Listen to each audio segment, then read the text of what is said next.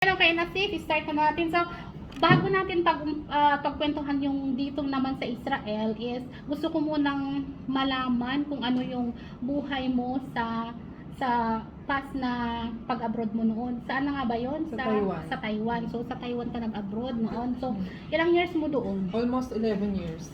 Almost 11 years. Paano ang buhay sa Taiwan? Maganda naman ang ano doon. Anong work pala doon? Factory worker. Factory kasi may naririnig akong mga caregiver. Meron din caregiver. Meron din. Oo. So, pero mas marami yung factory. So, paano yung daily routine doon? Daily routine, parang gising, pasok, ganun lang din. Sa Hindi kagaya din na sa factory pag sa Taiwan, mga ilang oras yung ano nyo doon? Duty? Minsan meron kasing 8 hours, pero almost pag nag-OT ka, o overtime, umaabot minsan ng 16 hours. 12 hours to 16 hours. So may ano yun, may extra money. So maganda yung company niyo kasi may Plus 660 ganun. Gusto mo nagpa-part-time that time? Ay, Oo, dito nga, hindi na tayo nagdi-day off. Pero mas malaki kasi yung sahod natin dito compare doon. So yung palitan kasi ang sa factory, doon? Anong nangyayari doon? Anong ginagawa niyo doon? Sa factory ako ng camera.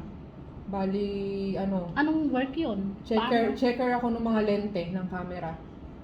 So, magaling ka sa electronic. Hindi, sa lente lang siya, yung pinaka-lens na zoom ng camera.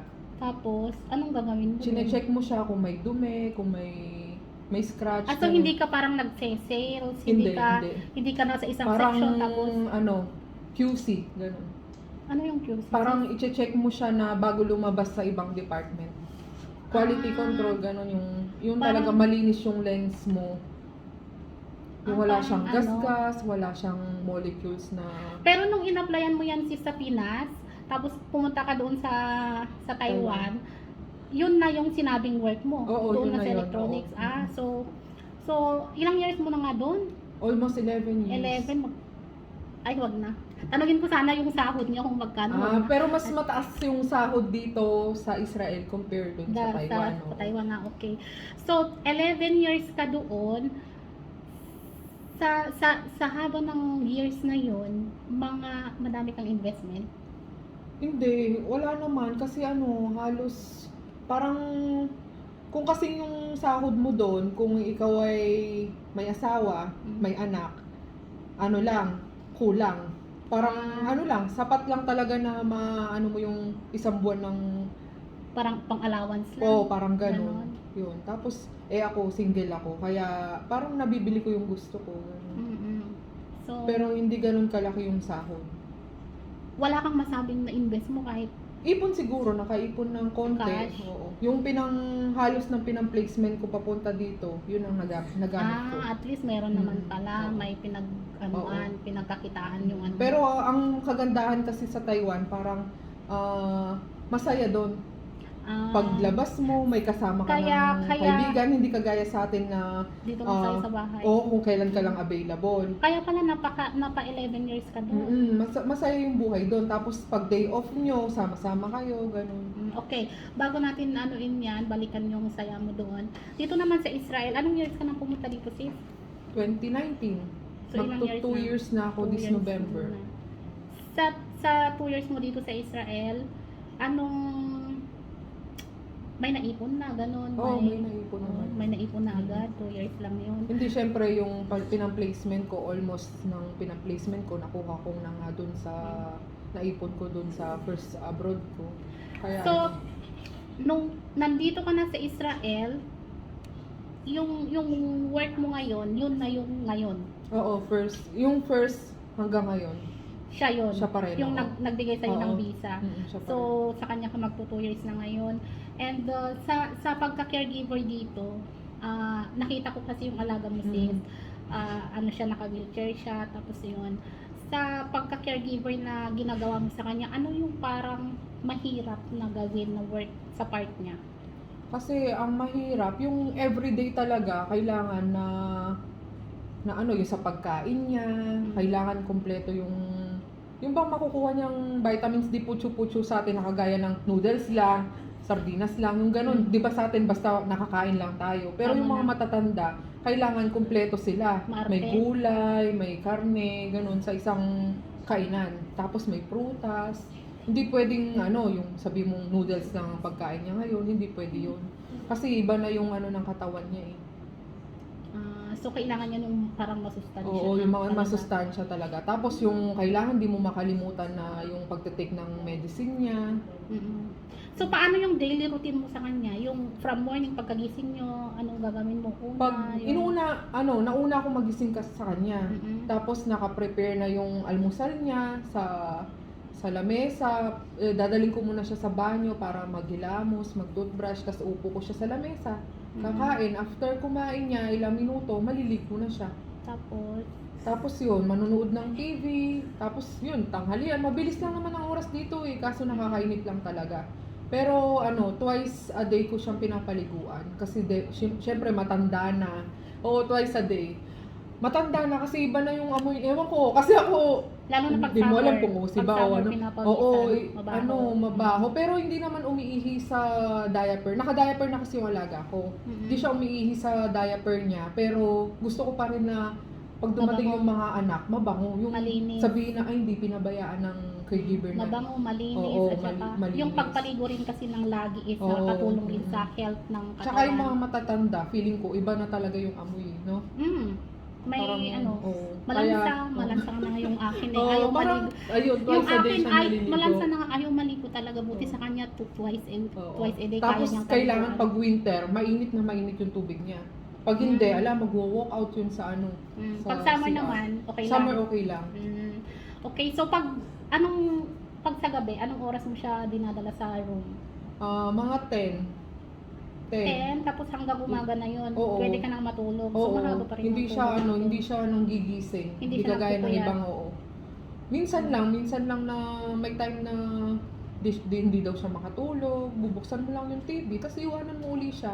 Pero hindi siya yung kagaya ng ibang alaga na na nangigising talaga. Yun. Nagpupuyat rin. Oo. Yun, diretso ka matulog. Yun lang Kasi ang kagandahan. tayo may Shabbat tayo na except sa weekdays, may Shabbat tayo eh, 'di ba? Regular day off natin 'yon. Oo. Ano sa nagde-day off ka? Hindi. Bihira. Siguro sa isang taon, 2 beses pa lang. Ganun. So lagi kang Shabbat sa kanila. Oo, laging So, siya ba? okay. So full stay siya Kasi sa sayang ang pera. Mukhang pera eh. Hindi, oo. Hindi kasi pag pupunta ka ng Tel Aviv, ang layo ng sa atin, di ba? Oo. Mamamasahe ka. Minsan, sabihin, maaga ka umuwi. Sasakay ka pa ng Sherut. Yung Sherut natin, magkano? 50 na. Ang transpo natin is 100 lang. De 50 na lang yung pang merienda mo pa. Oo, kakain ka pa Kakakain doon. mo pa. Hapunan pa. Yung mga ganun. So, mas choice mo na lang na mag-day. Oo, pero mas mag-full okay din stay. kasi nagde-day off para maka-refresh ba ng, kasi nga, bibira nga tayo So, magkita-kita. sa magto 2 years lang, twice. Grabe. Mm. Kapareho ko to. Sa dati kong work din, more than 2 years ako doon. Parang one time lang ako nag-day off that time. Kasi mahal ang bayad ng Shabbat Kasi dito ng mukha day kaming off. pera. Hindi Hindi, naman. sayang kasi.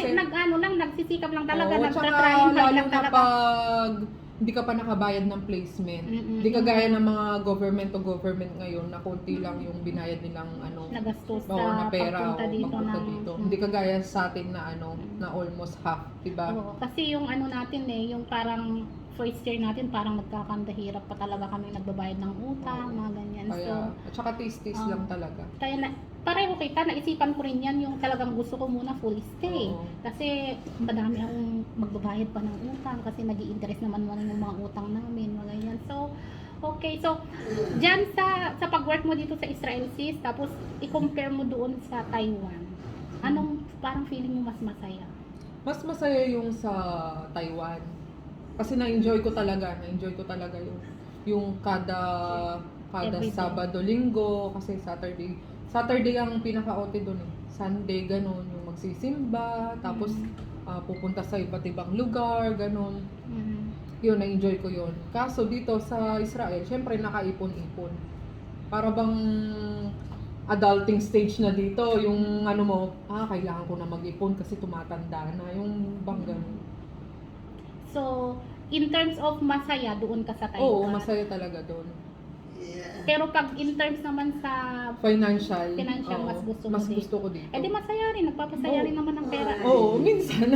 Kaya nga, shopping na lang, gano'n. Oo, parang yun. Pero yung daily life lang kasi ang iba, di Oo, ba? kasi nakakulong tayo sa bahay dito.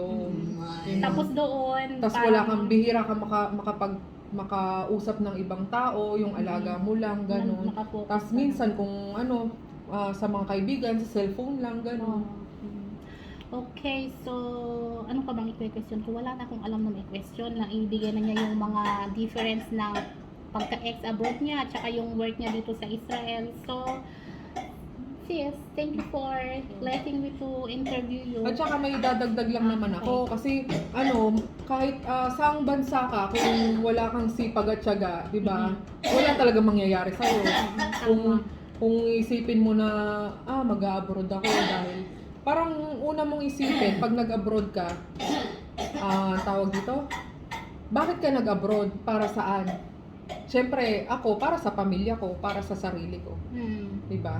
Kaya yun ang focus mo lang. Hindi yung pag nandito ka na sa abroad, bibili ako ng ganyan, bibili ako ng ganon, ganyan. Dapat nasa focus ka pa rin. And syempre, magpapasalamat pa rin tayo sa God na sa every blessing na binibigay sa atin. Wala namang trabaho na hindi mahirap, 'di ba? Na hindi madali. Hindi madali pala na Trabaho. Lahat mahirap. Oo, lahat mahirap. Nasa nasa tao yan kung paano niya yung sarili niya na ipupush na kailangan kong gawin to. Mag-ipon, napaka-important yung mag-ipon, Ipon. Kasi kaya nandito tayo para makapag-ipon, 'di ba? Makatulong sa pamilya natin. Tsaka para sa near future, may magamit tayo. Hindi yung babalik ka na naman sa mapengin naman akong pera, pengin naman, 'di ba? Kaya invest habang nandito tayo. Mag-invest na talaga. So, syempre, napaka-importante talaga yung advice na ngayon. Kasi napaka-importante naman talaga ang mag-ipon. So, pasensya na kayo sa naririnig nyo kasi alaga yun ng aming isang kaibigan. Okay, thank you for watching! Bye-bye!